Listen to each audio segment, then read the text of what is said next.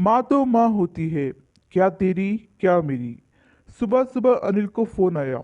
वह फोन पर सिर्फ हाँ और हूँ कह रहा था। मेघा ने अनिल से पूछा किसका फोन है, लेकिन अनिल उसे बिना कुछ बताए जल्दी से घर से निकल गया। तो इस पर मेघा को बहुत गुस्सा आया और वह गुस्से में अनिल की प्रतीक्षा करने लगी। अनिल जब घर आया तो मेघा ने देखा कि उसके हाथ में कपड़ों की बैग है। जैसे ही मेघा ने यह देखा तो उस पर भड़क उठी। अरे, तुम अपनी माँ को फिर से यहाँ ले आए? बंटवारे के समय यह तय हुआ था ना कि वो हर बेटे के घर सिर्फ 3 महीने रहेगी। पिछले महीने ही तो तुम्हारी माँ यहाँ से गई थी और तुम उन्हें फिर से यहाँ ले आए। तुमने सबका बोझ उठाने का ठेका ले रखा है क्या? क्या निर्धारित समय तक तुम्हारे भाई तुम्हारी माँ को संभाल भी नहीं सकते? तुम किसी से कुछ कहते नहीं हो, इसलिए सब तुम्हारा फायदा उठाते हैं।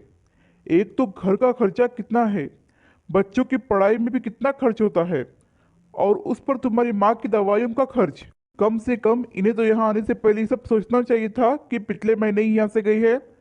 तुम अभी के अभी बड़े भाई साहब के घर जाओ और माँ जी को वहाँ छोड़ाओ, नहीं तो मैं अपने बच्चों को लेकर मायके चली जाऊंगी। फिर तुम करते रहना अपनी माँ की सेवा। मेघा अभी अनिल को ये सब बातें सुनाई रही होती है कि तभी एक बुजुर्ग महिला अंदर आती है और मेघा को जोरदार थप्पड़ मार देती है। मेघा बुजुर्ग महिला की ओर आश्चर्य भरी नजरों से देखती है और घबरा कर कहती है, मॉम, आप यहाँ? तो वह बूढ़ी महिला रोते हुए कहती है, हाँ, मैं। तुम्हारे भाई और भाभी ने मुझे घर से निकाल दिया।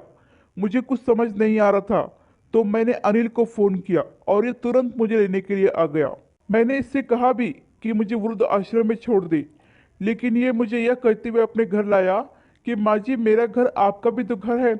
आप सिर्फ मेघा की नहीं, मेरी भी माँ हो, और तुम इसकी माँ के लिए ऐसे विचार रखती हो। मुझे तो तुम्हें अपनी बेटी कहते हुए भी शर्म आ रही है। मैंने तो तुम्हें यह सब नहीं सिखाया था, तुम्हें ऐसे संस्कार नहीं दिए थे, फिर तुम ऐसी कैसे हो गई? मेरी एक बात हमेशा याद रखना, तुम भी कभी सास बनोगी। जब तुम्हारी बहू तुम्हारे साथ ऐसा व्यवहार करेगी तो उस वक्त तुम्हें इस बात का एहसास होगा कि तुमने भी अपनी सास के साथ कितना बुरा व्यवहार किया था।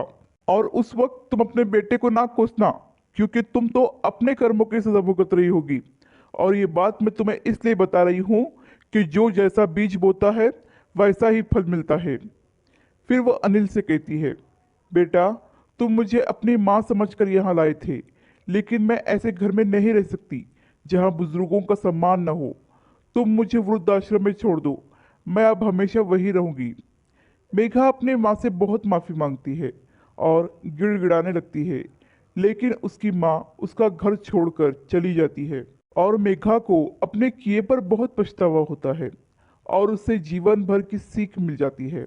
इसीलिए कहते हैं, माँ तो माँ होती है, क्या तेरी क्या मेरी। आशा करती हूँ कि ये कहानी आपको पसंद आई होगी। इस कहानी पर आपकी क्या राय है, हमें कमेंट करके ज़रूर बताएं।